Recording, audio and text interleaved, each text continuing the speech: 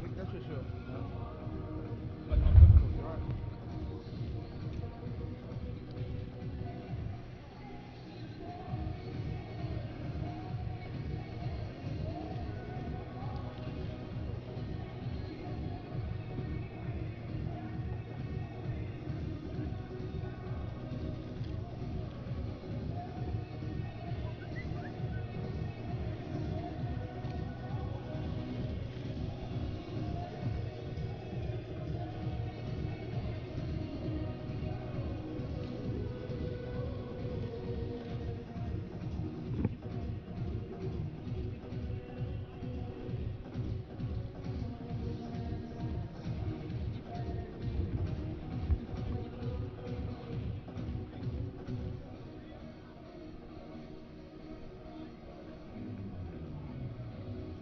Okay.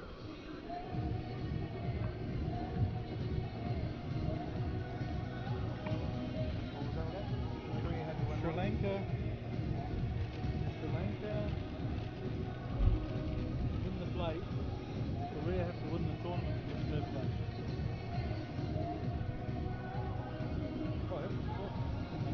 Korea wins the plate, eh? No, Sri Lanka win the plate. Korea have to win it. So I was saying that it's not a sure thing that the third place team's getting the slot in Hong Kong 7. No, not confirmed. Apparently the IRB saying they want Tonga to Tonga pulled out of the Oceania tournament or something. Right. But I don't know how that means they can gain inclusion in Hong Kong 7. They've let the tournament down in Oceania.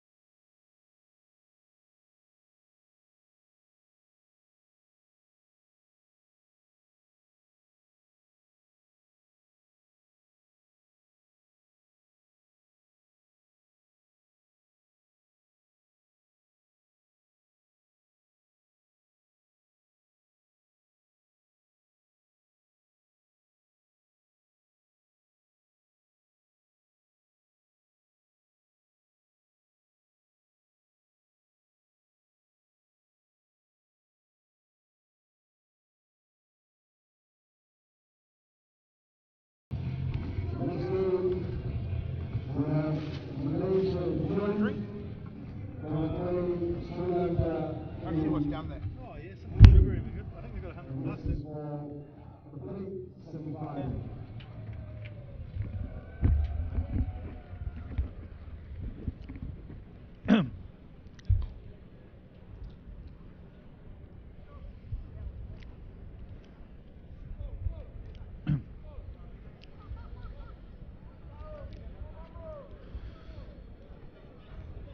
So welcome back for our second plate semi-final, with the Chinese Taipei team just upsetting the apple cart by beating the Philippines.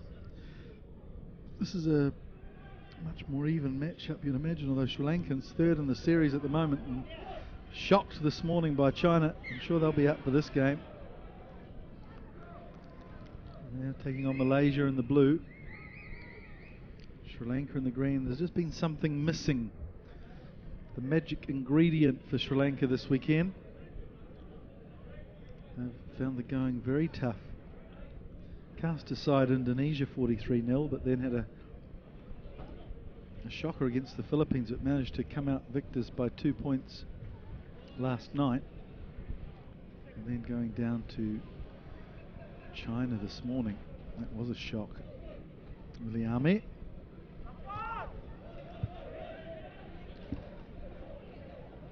Protecting the ball nicely, and this is Aparosa to Nazruddin. Zulkifli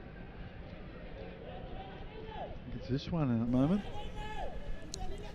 Aparosa again, some good phase play here from the Malaysians. Shahir in a familiar position for him as inside centre.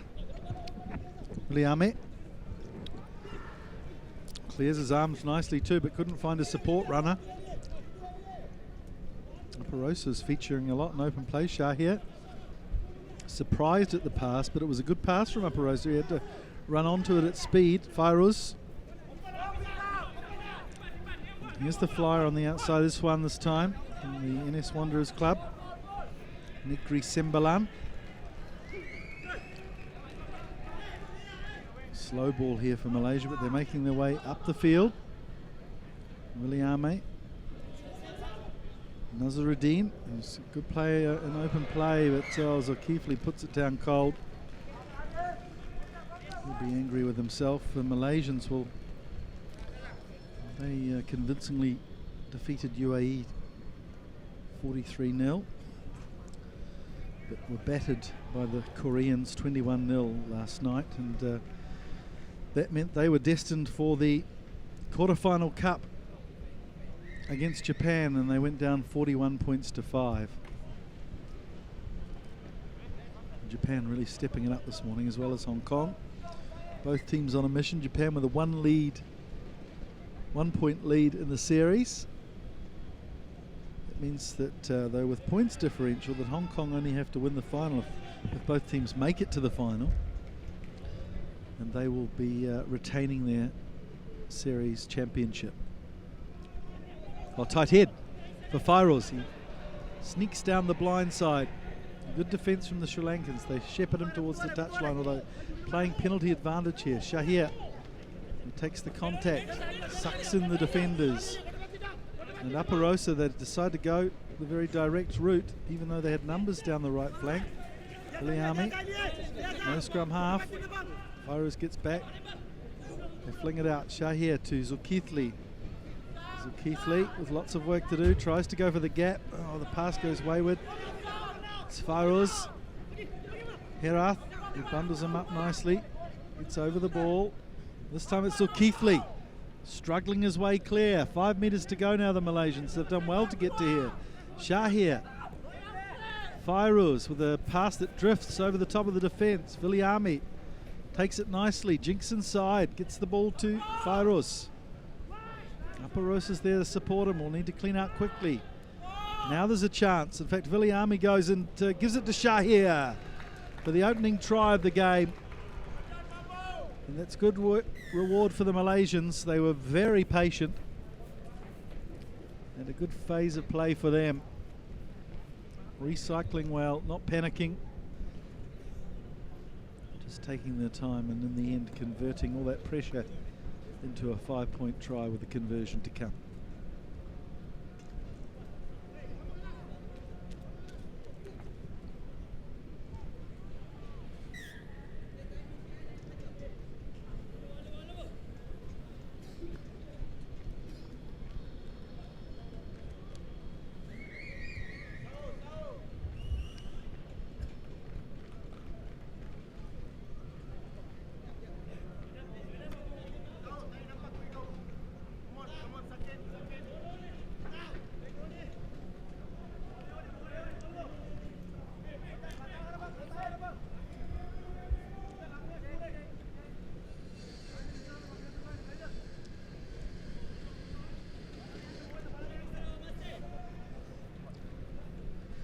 Like the Malaysians suffering an injury there. Fairuz coming off, and Aswad making his bow into the game.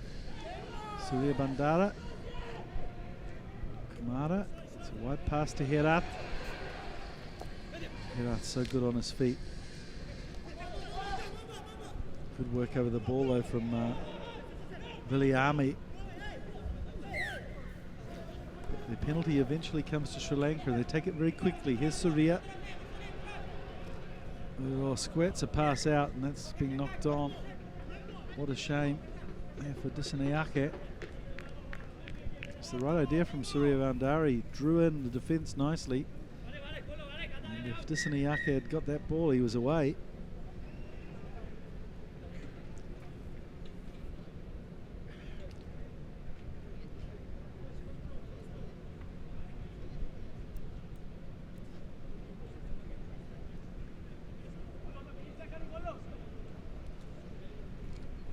Another injury here for Malaysia. It's quite serious too on the far side of the ground. Is it Zulkifli? I think it is on the ground there.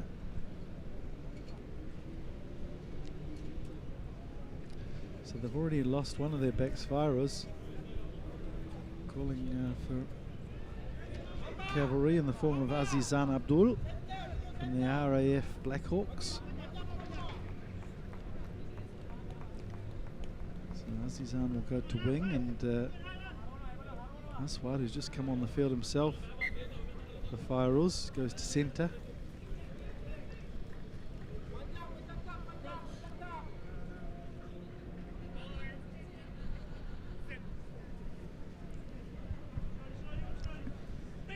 Fairuz to Miliame. Gets his mate Aparosa inside him. Flooding the breakdown here, and here's Nazaruddin. Miliame again trying to link to Aparosa. Good bond those two. He's knocked it on though, Aparosa.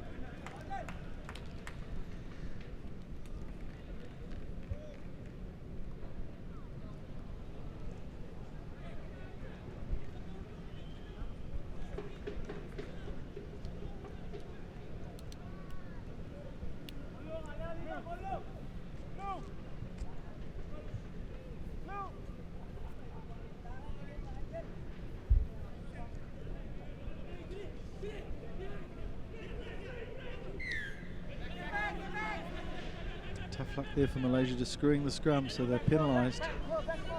Sri Lanka could do well here to score before half time. They've been stuck in their own territory here, penned in by this Malaysian team. Doing a good job gaining the territorial advantage, but this time it's out. Surya Bandara, who's been well known to run 90 metres for a try, but some brilliant defence from Fairuz Rahman. If he hadn't dragged him down by the coattails, they were in big trouble, the Malaysians. So again, there are numbers here for Sri Lanka. Just feel that the fitness is ebbing for Malaysia. A couple of guys struggling with injuries. And a good run there on the outside. He's got a grin on his face. It's going to be a very popular try for Dissanayake. In fact, it might be Nigel Ratwatbe, I think. That's a great effort from him.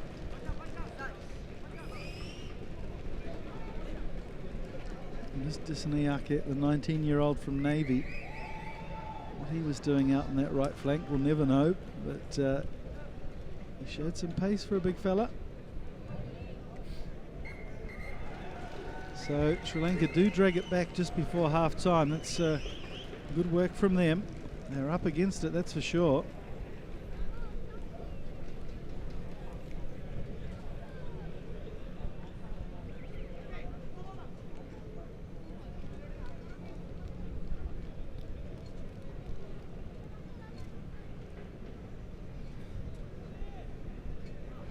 Other side.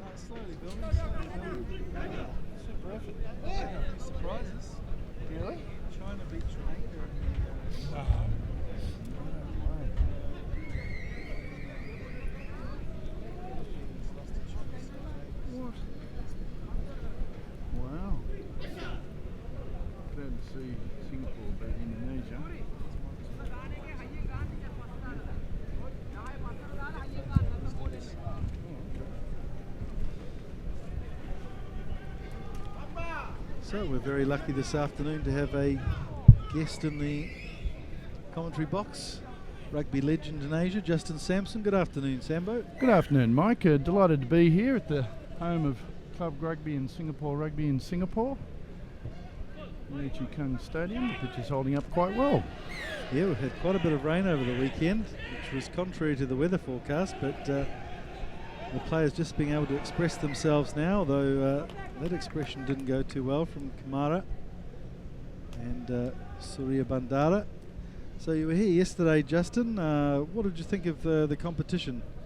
Well, I think there's three levels that we've come to see in the series so far, Mike, and you've got Hong Kong and Japan up top, and then there's a really big gap between the next four teams, really, and then there's the rest. Yeah, so everybody's focusing on this showdown between Japan and Hong Kong. But of course, Hong Kong have to take on Korea in this next semi-final. That could be an interesting game. What impressed me with Hong Kong yesterday in that game against Singapore, their fitness levels. You can see the professionalism that Hong Kong brings to this HSBC series. And a couple of upsets today too, Mike. Yeah, so Japan probably with the easier draw in the semi against China. They've done very well. As Malaysia string a couple of passes together. Good work, and it's Nazaruddin. He realises he's best to get under the post. Kicks are going to be important here. So that's a good bout of cohesive play there from the Malaysians for them to take the lead again shortly after half-time. We saw the earlier knock on by Sri Lanka there on their own 40-metre line, and you just can't afford those sort of mistakes in this game. The turnover of possession, and if you hold on to the ball usually at this level, you're going to score points. Well, Sri Lanka have been the big improvers this year, haven't they?